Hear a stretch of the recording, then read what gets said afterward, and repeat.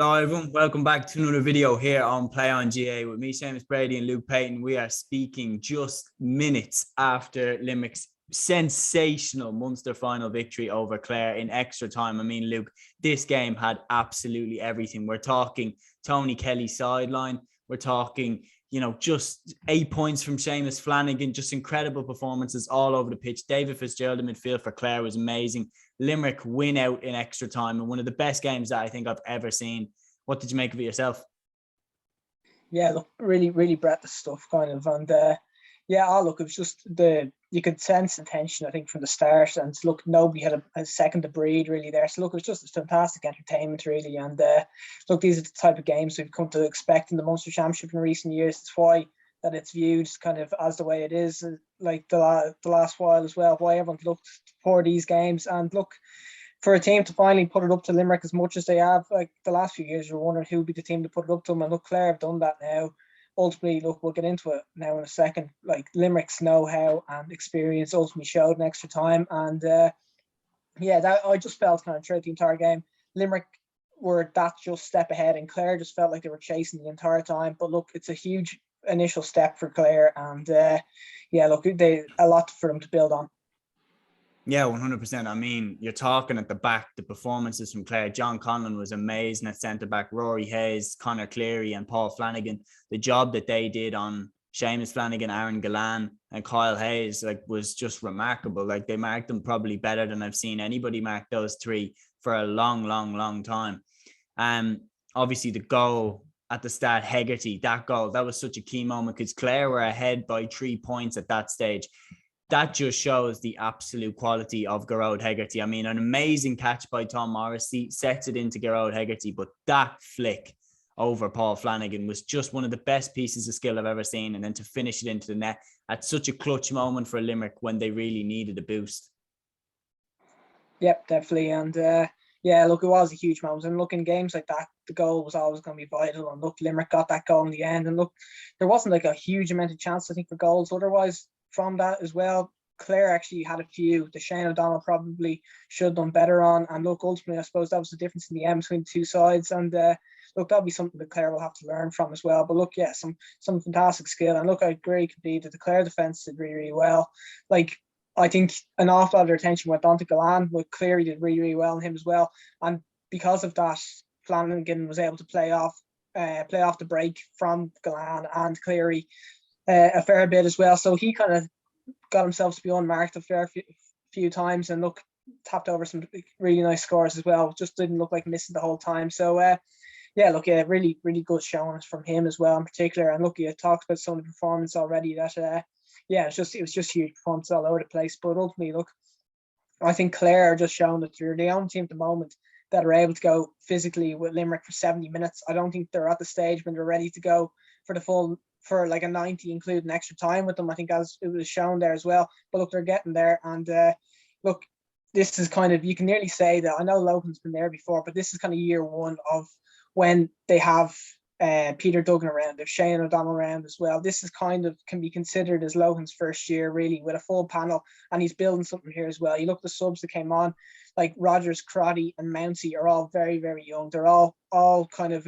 under 21 type age, and they're going to keep building as well. They're going to keep developing and keep getting more experience as well. So look, really positive from a Clare perspective there that they managed to push there. And those players that came on, look, it's just not quite the same level of experience to what Limerick could bring on, where Conor Boylan came on, having played so well in the other previous games. Mo Cahy came on, and David Brady as well, he's been coming on as a sub for the last 4 or 5 years as well, and knows how to win games in the end. So look, experience showed in the end, but pulsating enough game.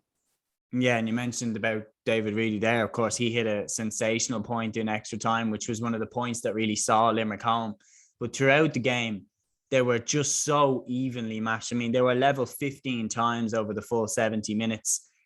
Key scores, I mean, you're talking Shane Meehan, 19 years of age, getting that point in the second half. You're talking Declan Hannon scoring what looked like it would be the winner right at the end of the game. But then, of course, talk me through Tony Kelly, that sideline. What an amazing bit of skill. Under probably the most pressure he's ever been under to nail something from such a tight angle And he didn't even really take his time over. He just kind of put the ball down and chipped it over the bar like it was nothing.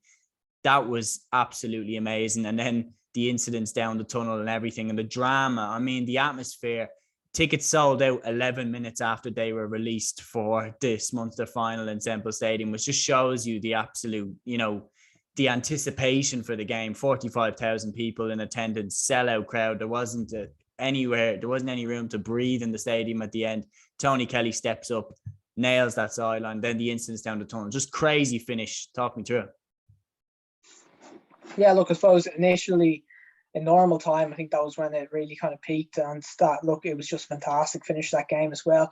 It was kind of a weird pattern to the game where Kelly, after starting so well to it in the second half, like hit about maybe 3 or 4 wides from frees, and then ultimately got taken off them as well. So I was kind of surprised to see that Duggan didn't go over to take the sideline as well. But look, I think when in the last puck of the game as well, you put your marquee player on it as well, and look, he had to put behind all those misses that he had earlier on. And he did, and look, it was a remarkable really game from him as well, because he hit 7 from play in the end, and it was one of those where it was a sneakily kind of slotted 7 points from play that you didn't even notice that the amount that he'd scored from play, and only when you're checking afterwards that you realise it's like what a game that he had. So yeah, look, it was just really remarkable, I suppose, at the end there, the drama with all that, and then yeah, look, I think it was probably somebody should have stepped in to stop the two teams going down the tunnel together, because with the adrenaline that they would have had there as well, you always knew that was going to happen. So yeah, look, it was just really, really good, and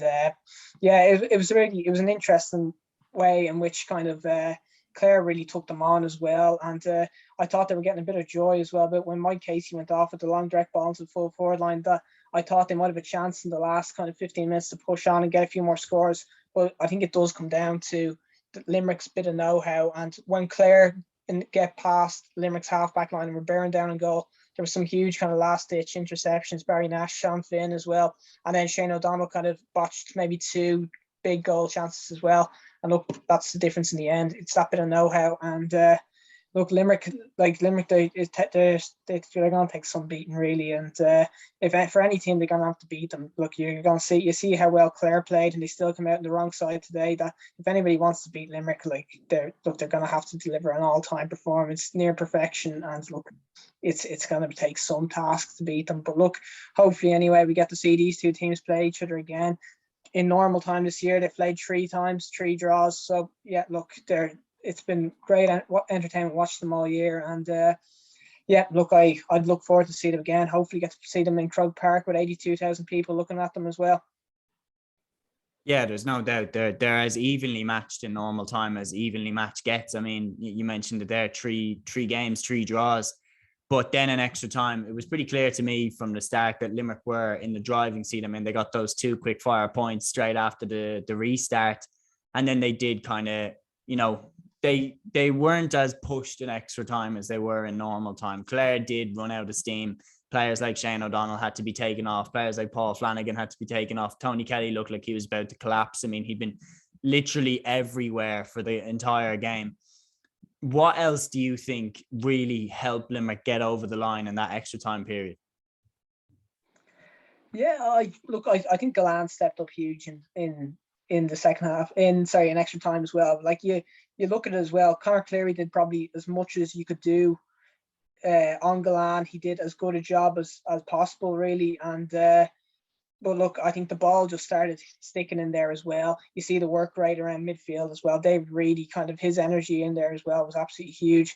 Connor Boylan as well. Look, that score that he hit at the end there as well. He was kind of noted in the last couple of games that looked great work rate as well, but his striking was being questioned. But when they had to hit scores, Brady hit them, Boylan hit them, and look, they just finished it out better. Their energy looked an awful lot kind of more. They looked like they had a lot more energy than Clare.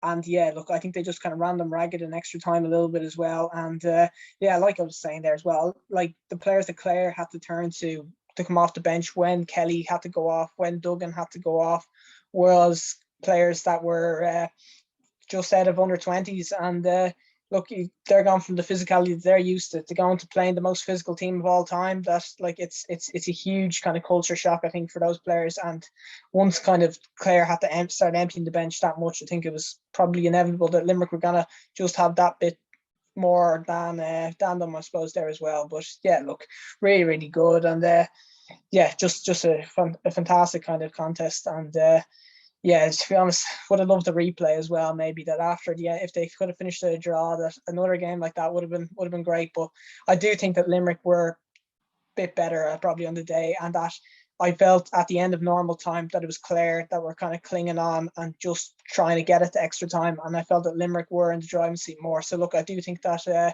have a little bit more to go, Clare. And look, Limerick are still just that bit further ahead at the moment. Yeah, no, I agree with everything that you said there. I think if Clare were ever going to beat Limerick today, I think they had to do it in normal time. I think there had to be a snatch and grab at the end, like as if the Tony Kelly sideline was to go for the winner. I mean, Shane O'Donnell looked, in my opinion, like he was potentially fouled just before Declan Hannon fired that ball over the bar like that.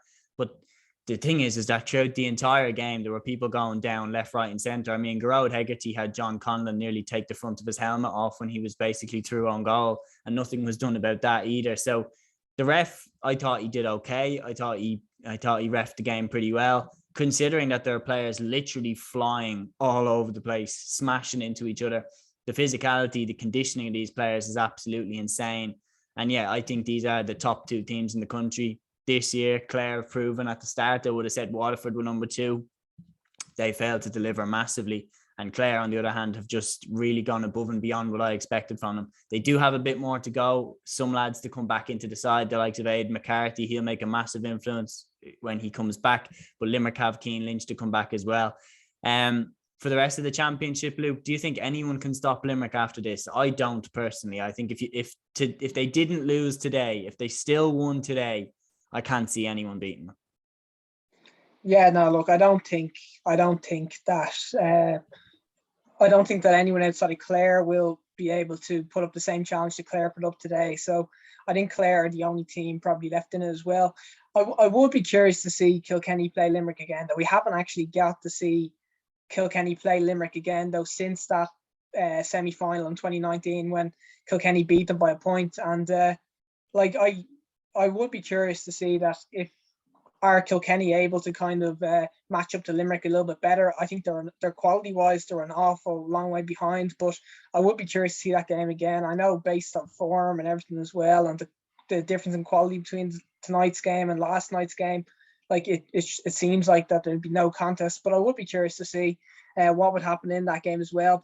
Chances are Limerick do win it by maybe like 10 points as well, but still that is the last time they've lost a championship game, and we haven't got that rematch just yet as well. So I'll keep an eye on that one as well. But I do think, I think Clare are the only real team at the moment. And look, we have to bear in mind as well is that at the end of normal time there, that game was a draw, and that, look, you're talking about if something happens where, like, if Declan Hannon puts that wide just before the end of the normal time and Tony Kelly scores the sideline to win, we've Clare are the champions there as well, and it's one puck of the ball to ultimately decide the game as well. So I don't think it's possible to kind of rule to just say that Limerick have to be the kind of the heavy favourites now going forward into as well for the rest of the year, because it's a one-score game the whole way through as well. And going forward as well is that they on any given day as well, if Clare was to play Limerick again, and there was a red card, penalty or anything like that as well, they can swing these games as well. I genuinely think it's between the two teams now at the moment, it's only one puck the ball in it as well. And hopefully if the two teams can kind of keep with their players and their management as well, it could be a great rivalry for next coming years as well. Because look, if Clare keep low and they keep everything happy in the county as well, and the county board and everything and all that sort of stuff, and get those players through that we've talked about already, look, they could build something really, really special there. Yeah, I agree. It could be the rivalry for the ages, and I agree with what you said about the Kilkenny game. It's the last box that this Limerick team has left to tick off since they've become the dominant force that they have become. They beat Kilkenny in 2018 on their way to the All-Ireland, but they lost them in 2019. They haven't got to even that one out since, but I know that they absolutely will crave to do that. Brian Cody definitely would want to go out on top as, the kings of the country. So yeah, it will be a fascinating one to see if they get to redeem that loss from 2019 this year. But this Munster final was as close gets. One of the best Munster finals, one of the best games of hurling I have ever seen. Limerick are hurling champions. in Munster for the 4th consecutive year, and they look to get their 3rd All-Ireland title in a row as well later on this year. That's the match reaction here on Play on GA, guys. Please like, subscribe, share, and comment. It really helps us out. And until the next one, guys, take care.